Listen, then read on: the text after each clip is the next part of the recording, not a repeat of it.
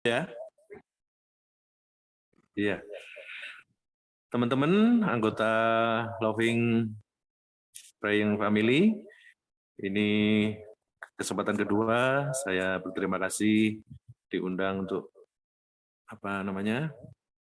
Ini enggak bergema ya? Kok kayak bergema sebentar? Rama cukup bagus Rama. Ya, ini ya. Soalnya yang laptopnya takut. Ini secara kebetulan beberapa bulan yang lalu saya dengan Ibu siapa ini ya karena pas saya diberi undangan untuk berbicara pada tanggal ini. Nah, tanggal ini ternyata yang tanggal istimewa buat saya karena dulu sebelum menjadi Romo Keuskupan Surabaya, Romo Diocesan, saya adalah Romo Tarekat La Salette di Filipina selama kira-kira 25 tahun. Hari ini tentu meriah ya di komunitas di mana ada Romo-Romo misionaris La Salette, suster-suster La Salette, juga bruder. Dan mari mungkin supaya ini kita bisa buka video pendahuluan supaya bisa tahu ternyata La Salette itu masih bersaudara dengan misionaris keluarga kudus ya, karena pendiri MSF adalah Romo La Salette. Silakan Mbak Anita atau Adik Anita atau siapa yang ya. Terima kasih kepada misionaris MSF Jawa yang sudah membuat video ini. Ini dari mereka. Ini gambaran La Salette ya. Suaranya sudah ya. Ya. Hari ini genap 176 tahun. Ya, Bunda Maria menampakkan diri di suatu dusun ya, namanya La Salette di lereng pegunungan Alpen. Desa kecil, orangnya miskin ya. Nah, tapi ini.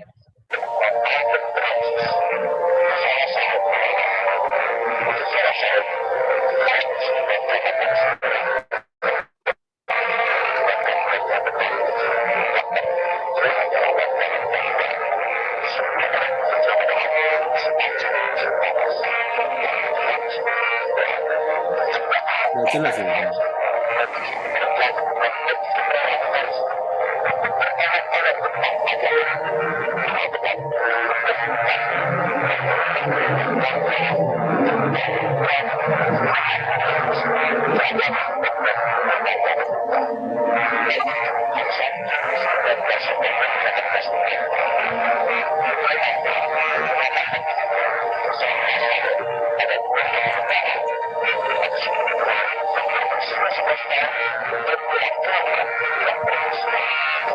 Mungkin suaranya di silent aja.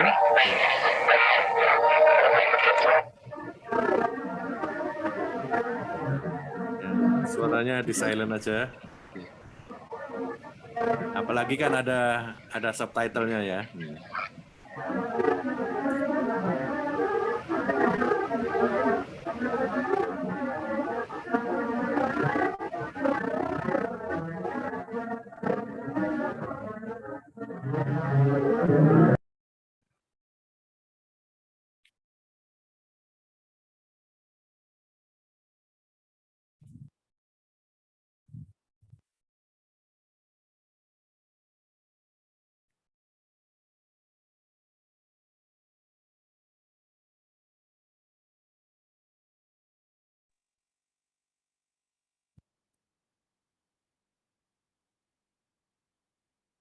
Ya, kita lihat gambarnya saja dengan subtitlenya.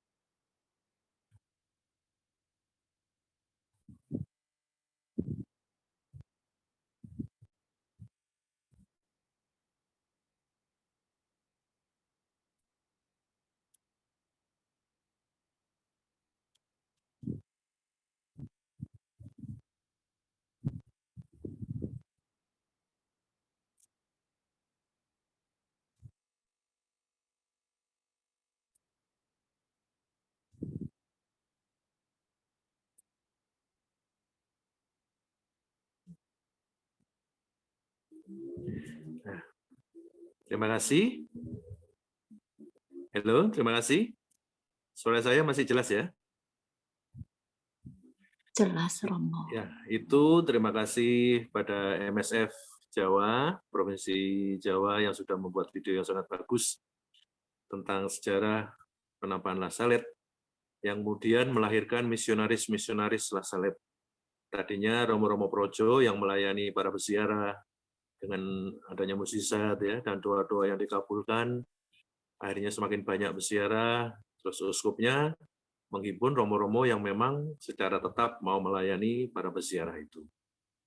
Nah, dari misionaris awal La Salette, salah satunya adalah Romo Jean Bertir, yang kemudian ketika melihat banyak para pria yang sudah profesional ya, baru menyadari mereka terpanggil setelah menjadi insinyur, dokter, atau ya sudah bekerja 30-40 tahun ke atas. Nah, Pak Dirjen Bertir ini meminta pada uskup setempat untuk menerima mereka menjadi romo, yang kemudian menjadi romo-romo misionaris keluarga kudus. Jadi kami bersaudara ya, kami saudara tua, tapi saudara muda kami, romo-romo MSF ini lebih hebat. Jumlah romonya, jumlah tempat misinya, banyaknya uskup dan tempat-tempat yang ya, La Salette tidak bisa datang, mereka yang melengkapi misi dari Bunda Maria ini. Tentu ada yang bertanya ya, kan sudah banyak ya penampakan devosi Bunda Maria. Kok ada lagi satu ya kan? namanya juga cukup aneh ya, La Salette. Dan memang di antara para penampakan yang lain, La Salette ini tidak begitu populer. Bukan karena tempatnya jelek ya, tadi sudah lihat tempatnya lumayan. Ya, siapa? Anita atau siapa? Saya titip beberapa foto tadi, mungkin bisa diperlihatkan secara sekilas. Beberapa lukisan dan foto. Nah, yang terakhir itu La Salette saat bulan Maria. Nah, ini yang paling apik ya. Tadi yang namanya gersang ya dan kering dan apa kurang berwarna ya. Ini kalau bulan Maria mereka ramai ya, berdoa rosari, berziarah, ada yang memenuhi nazar mereka ya yang sudah disembuhkan.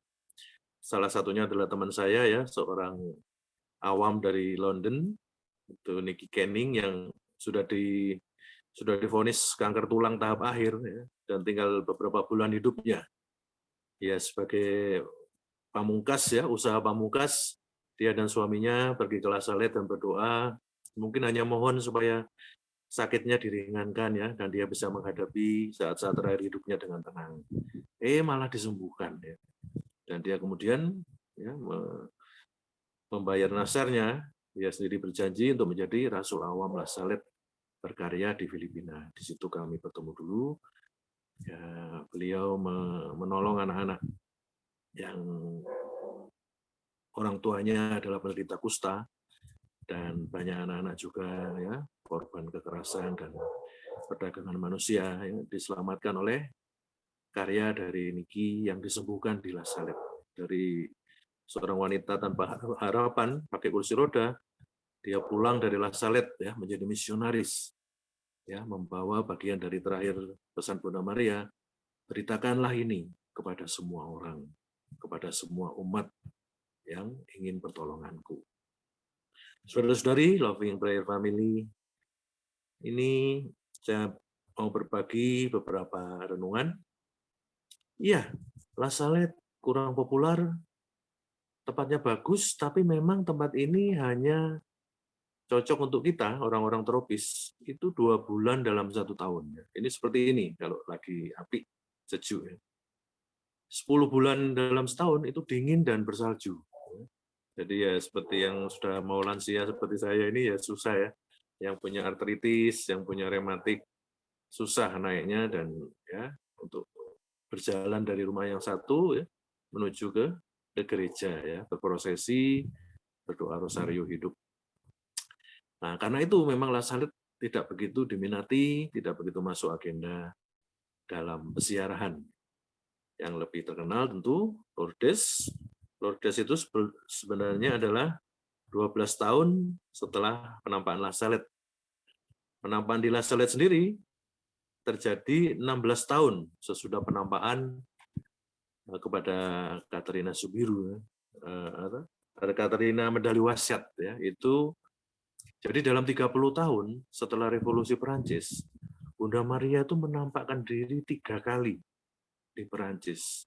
Mungkin untuk mengantisipasi ya dan mempersiapkan anak-anak Tuhan ya, anak-anak Allah, murid-murid Tuhan Yesus untuk sesuatu yang ya, sangat kelam ya.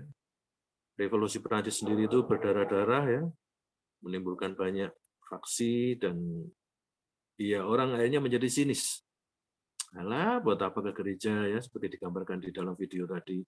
Buat apa berdoa, toh ya kita hidupnya tetap miskin, toh ya tanaman-tanaman gandum ya tetap layu, rusak ya, membusuk, kita nggak bisa makan, kita nggak bisa ya hidup layak. Ya, kayaknya Tuhan ya sudah tidak peduli dengan kita. Ya, itu pemikiran tidak hanya di Lasalet ya, di kebanyakan Perancis seperti itu ya. Perlu puluhan tahun kemudian ya, sebelum Perancis menjadi pulih dan ya kehidupan rakyatnya menjadi lebih baik seperti sekarang. Bunda Maria muncul atau penampakan diri di Lasalet karena satu fokus yang tadi ya, sangat bagus sekali novenanya untuk mengembalikan kita kepada putranya dan supaya kita kembali merindukan ya, hidup seperti ya, zaman keemasan gereja Katolik, ke gereja, berdoa bersama, berdoa pribadi, mempunyai berbagai ragam devosi. Ya. Dari penanggalan kalender gereja, kita lihat Pesta Lasalet ini bukan kebetulan ya, adalah 4 hari setelah peringatan Santa Maria berduka cita. Ya. 15 September kemarin kita merayakan Bunda Maria yang berduka cita, dan sehari sebelumnya adalah Pesta Salib Suci.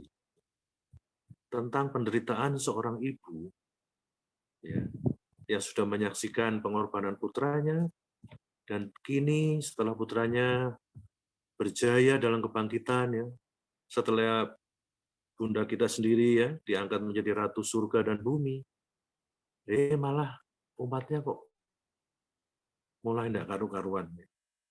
Umatnya mulai ya mencari jalannya sendiri. Mungkin karena kemiskinan, konflik politik di Perancis saat itu, ya mereka sudah berpaling dari gereja, berpaling dari Tuhan. Kesulitan hidup membuat mereka menjadi pahit, ya, dan mereka menganggap ya berdoa atau beribadah atau tidak sama saja, hidup tetap susah. Nah, di sini renungan saya yang pertama, penampakan Maria di Lasalet, ya, dengan di dalam kesaksian Maximin dan Melanie, 2 anak yang menyaksikan penampakannya, sambil bicara tuh ibu ini terus menangis. Ya. 2 anak gembala ini ya maaf, ya mungkin tidak pernah ke gereja ya, karena orang tuanya juga sinis ya, sudah apatis, dan mereka begitu miskin ya, umur 11 dan 14 tahun, Melanie 14 tahun, Maximin 11 tahun, mereka sudah harus kerja sama orang, menjagakan ternak, ya, domba-domba orang yang lebih mampu. Ya sudah tidak mikir sekolahan, ya, mereka sudah pasti hampir buta huruf. Nah, saat mereka mengembalakan di hari itu ya, mereka melihat seorang wanita, mereka tidak tahu tentang Bunda Maria dan sebagainya ya. Ini kok ada ibu pakai apron ya, pakai pakaian desa situ ya. Bunda Maria tidak memakai pakaian seperti karnaval ya, apa yang menarik perhatian ya, untuk selfie atau untuk Instagramable ya. Nah, Maxam ini bilang, siapa ibu itu kok nangis, kok deprok? Kayaknya disakiti sama suami ya, atau seperti biasa pada saat itu dan di mana saja. Mungkin disakiti anak-anaknya, mungkin tidak pernah diperdulikan, tidak pernah didengarkan, tidak pernah dikasihani. Anda tahu, ya, kita marah-marah, kita bisa berdebat, kita bisa ngamuk-ngamuk, ya. Tapi kalau kita sudah tahu nggak bisa apa-apa lagi, ya biasanya, apalagi ibu-ibu ya, ya sudah duduk di tanah menangis, menyatakan bahwa dia sudah menyerah. Banyak di antara kita, terutama orang tua atau ibu-ibu, ya wis Tuhan, kupasrahkan kepadamu. Aku sudah berusaha, tapi ya tetap hubungan kami dengan anak kami seperti ini. Tetap dia tidak mau pulang, tidak mau bicara dengan saya, tidak mau memaafkan saya, atau tidak mau minta maaf sama saya. Saya serahkan kepadamu Tuhan.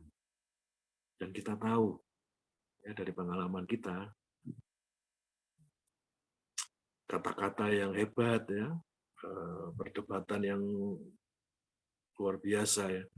Kadang-kadang tidak punya kekuatan seperti kekuatan tangisan seorang wanita atau seorang ibu. Kalau Anda punya hati, ya, Anda pasti terenyuh.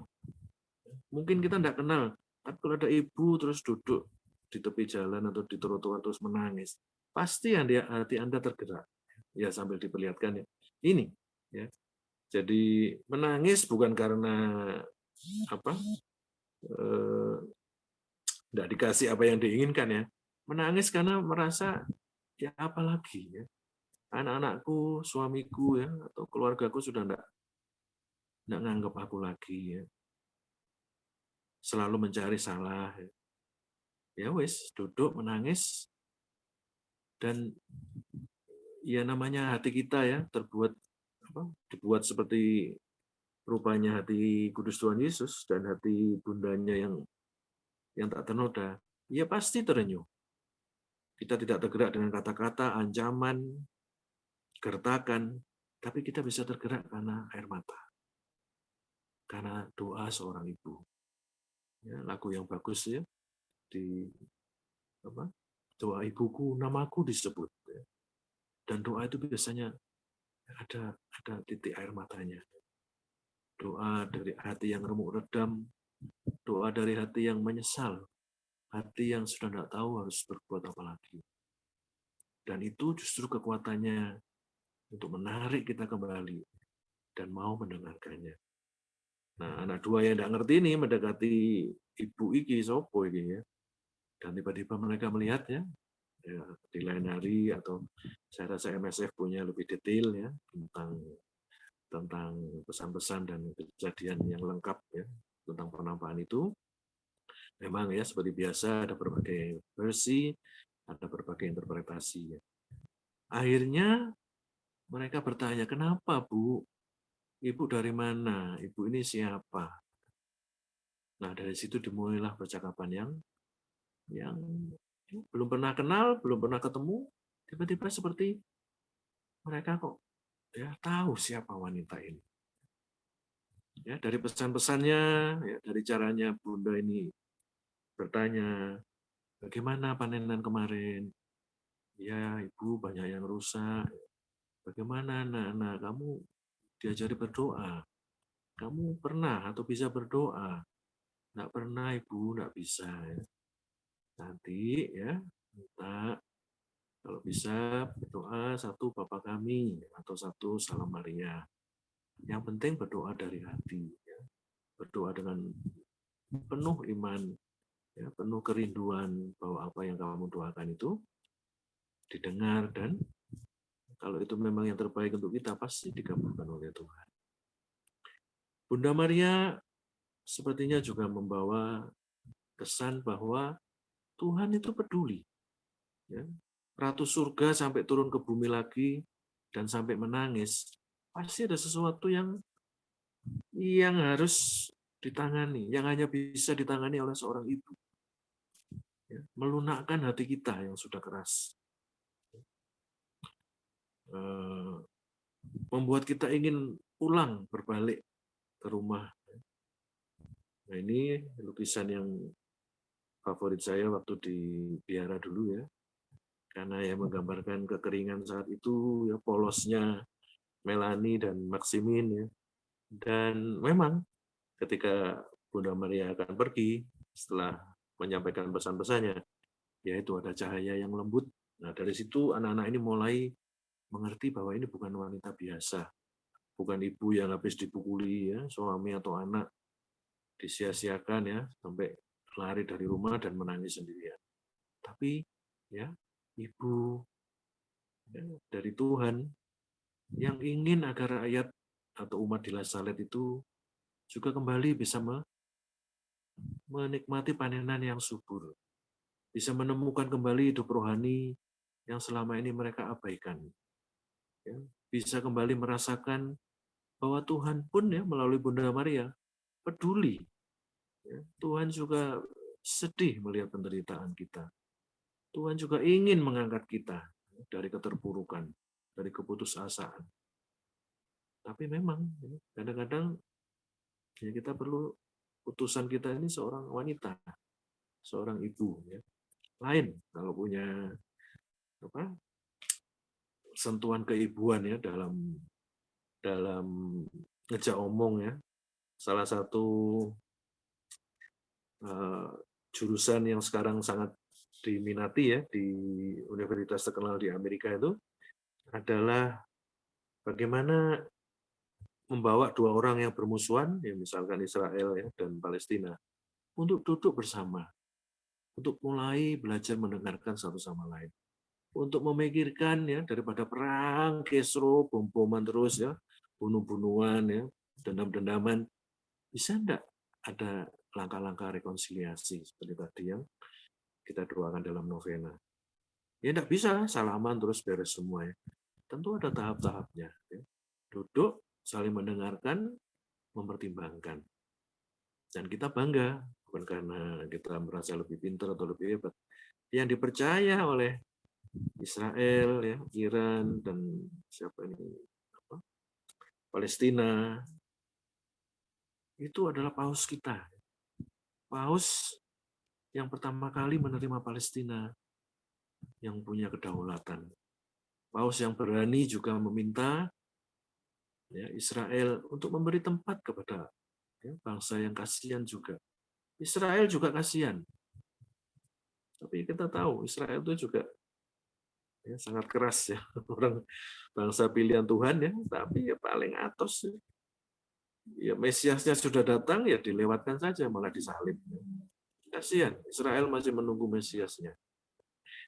Nah, Palestina sendiri ya bangsa yang juga kasihan karena dari orang yang tidak punya apa-apa dia ya, sisa-sisa tanah yang mereka garap dan hidup mulai sederhana, ya mereka cuma kepingin tempat tinggal yang bisa mereka namai rumah mereka sendiri, negara bagi bangsa mereka. Tapi memang, ya menurut sejarah itu memang tanahnya Israel. Hanya Paus yang bisa mengerti dan bisa dipercaya oleh kedua belah pihak, ya, untuk masih belum diselesaikan itu bertahap. Tapi mereka bisa mempercaya satu orang yang mereka tahu tidak akan berpihak, yang mencari kebaikan untuk kedua ya, pihak ini.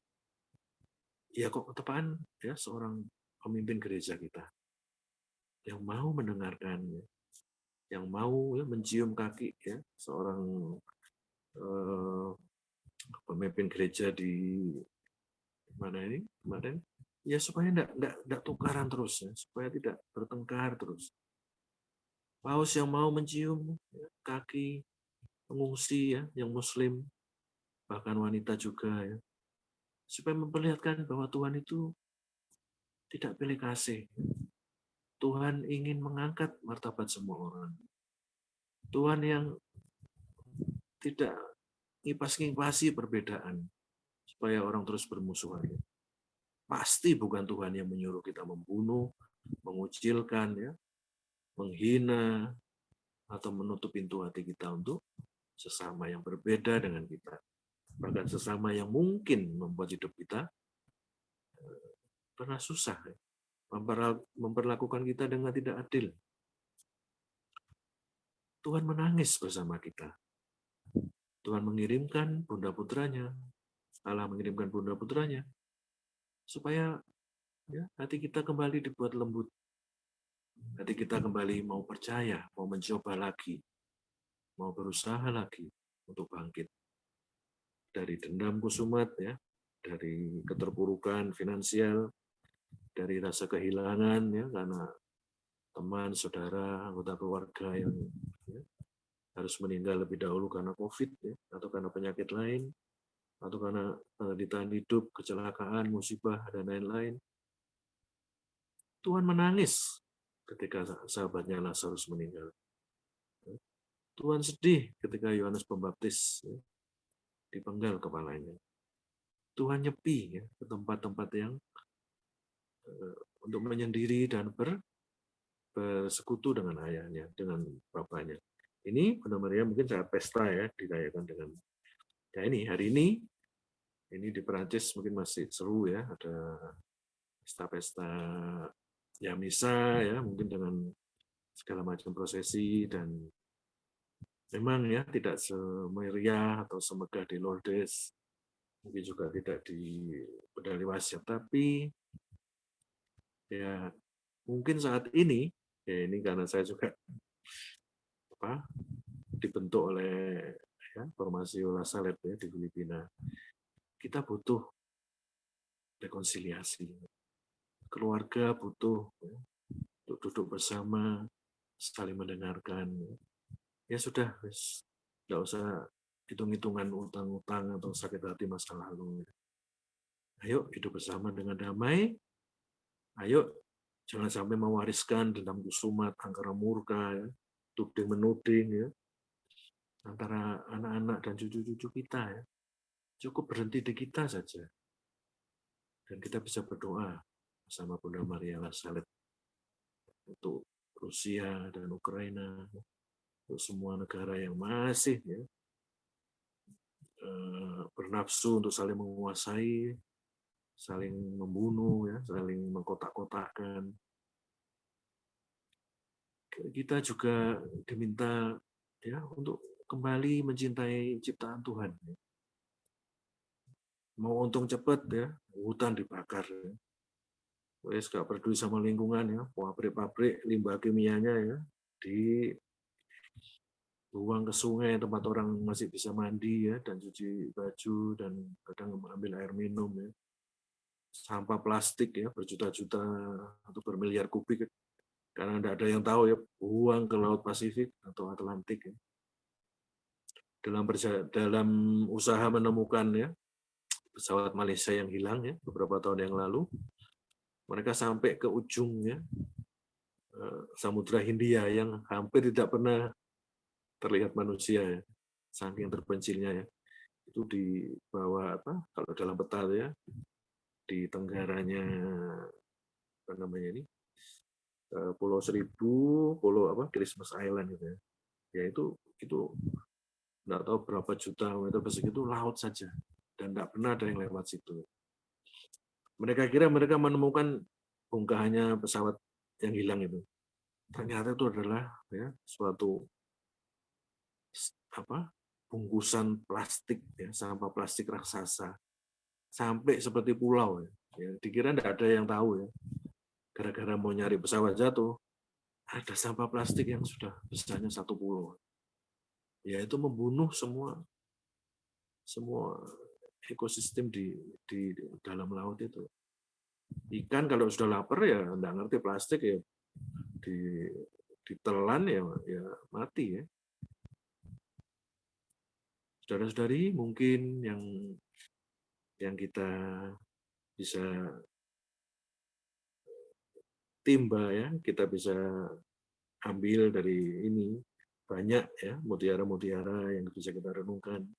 Tapi air mata ya seorang bunda, kita mungkin ya punya ibu yang lemah lembut ya dan tahu bagaimana melunakkan hati kita. Ya sudah, kembali ke rumah. Ya. Nanti saya yang ngomong sama ayah, ya. Nggak usah takut. Ya. Sudah, jangan bertengkar lagi ya dengan saudaramu, dengan adikmu. Ya.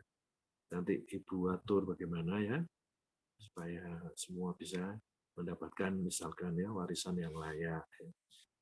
Jangan sampai ya karena kebutuhan atau sesuatu yang kita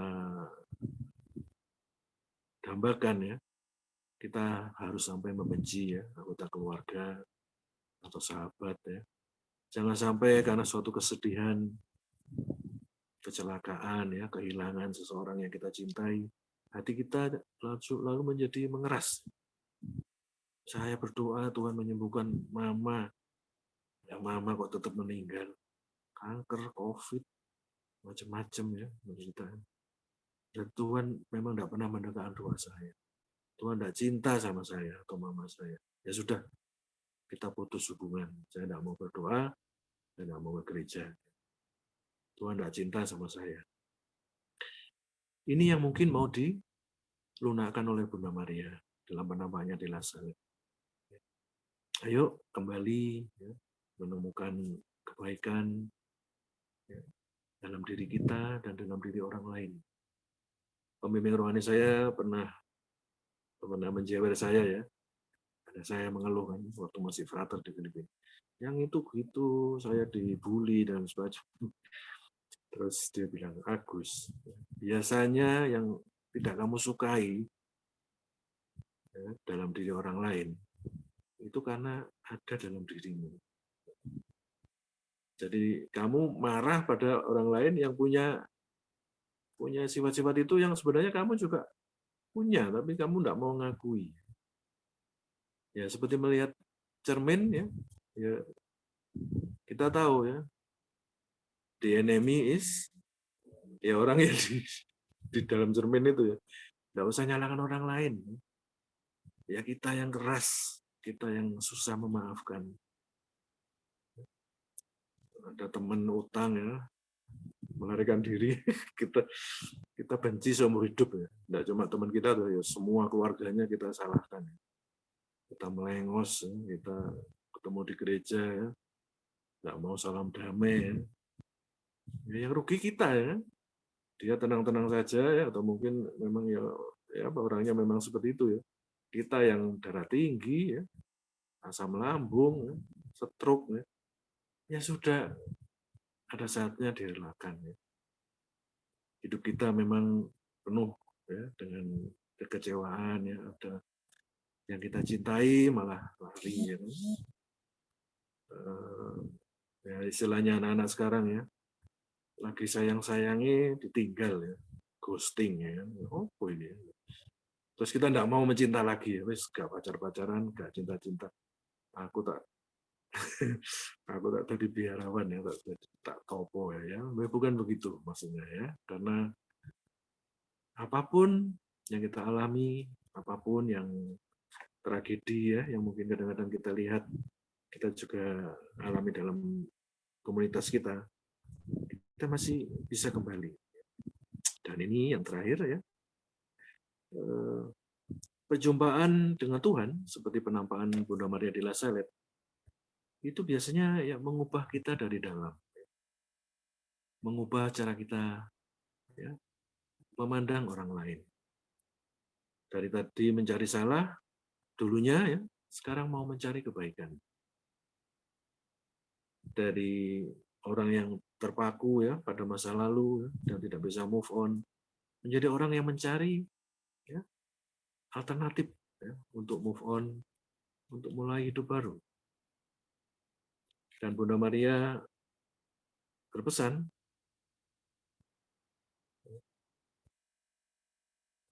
wartakanlah ini kepada semua orang. Setelah bertemu dengan Tuhan ya, dalam penampakan, dalam doa, dalam perjumpaan dengan seorang sahabat, dalam uluran tangan ya dari orang yang kita ya, tidak mempunyai hubungan yang terlalu baik, akhirnya kita bisa duduk bersama, bisa mengusahakan rekonsiliasi dan hidup komunitas yang baru. Nah, sebagai penutup mungkin ya bisa kita dengarkan suatu lagu, ternyata ya, sudah dinyanyikan oleh Komsos ya, keluarga di Semarang. Ya, ini merangkum ya, bahasa Inggrisnya gampang kok ya, Mary Queen of Lazaret ya.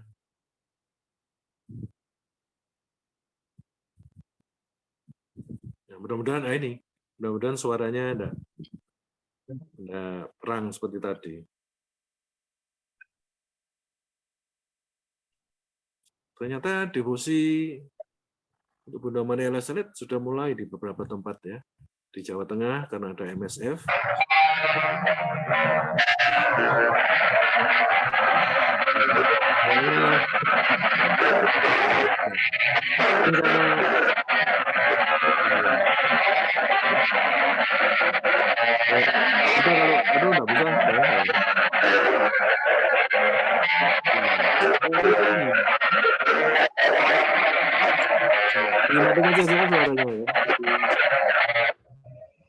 Mungkin ini ya, ada format yang tidak bisa.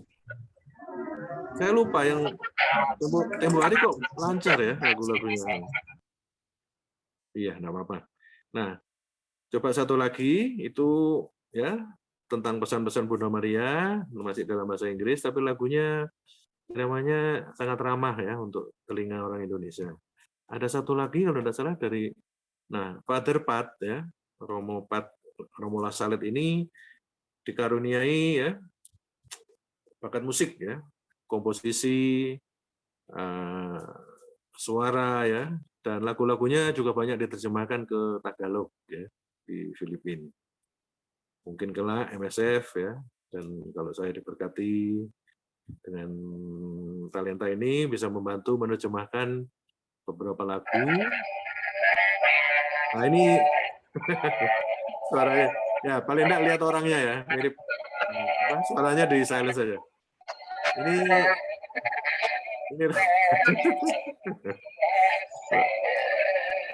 Romo Pat ini apa? Saya dari Amerika.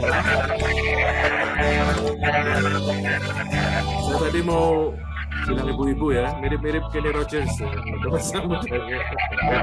dan ya ini lagu kita sendiri ya, kali ini dalam bahasa Spanyol ya, dan dia untuk kepentingan misi La Salette seluruh dunia, dia sering keliling ya, mengadakan konser ya, lagu komposisinya. Saudari bisa lihat di YouTube ya, dia nyanyi ya, bagus ya. Dia nyanyi You Raise Me Up ya, versinya dia selera sendiri. Dan Anda lihat ya, auranya ya. Kita tidak dengar terus suaranya aja senang ya dia nyanyi. Ada harapan, ada kasih. Semua hasil konsernya Maria di saya di rumah ya.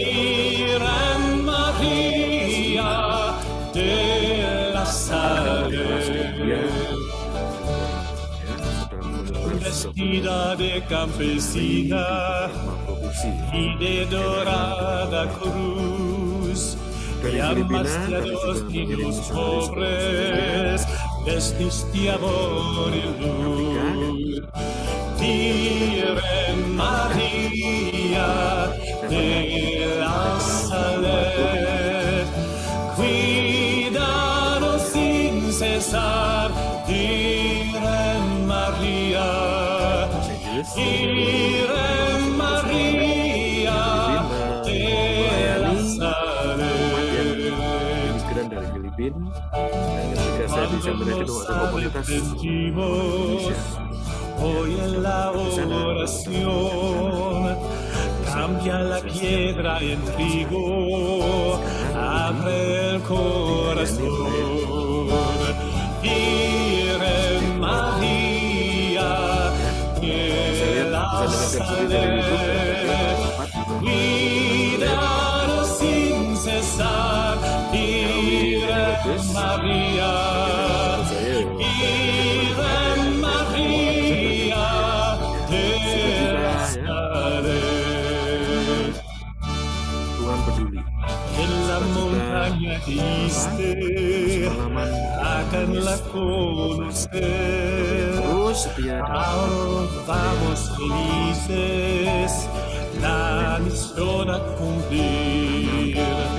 Virgen María de La Salette, cuídanos sin cesar.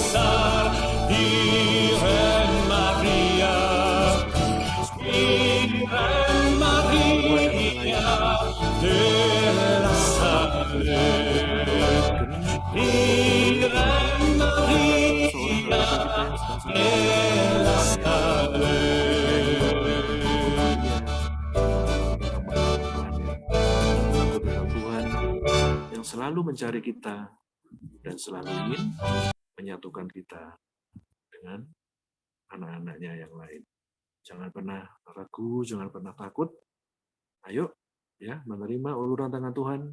Ayo tergerak kembali ya oleh air mata Bunda Maria de la Salette. Ayo jangan meninggalkan Bunda kita yang kadang meratapi ya kekerasan dan ketegaran hati kita. Terima kasih. Terima kasih Romo Raharjo atas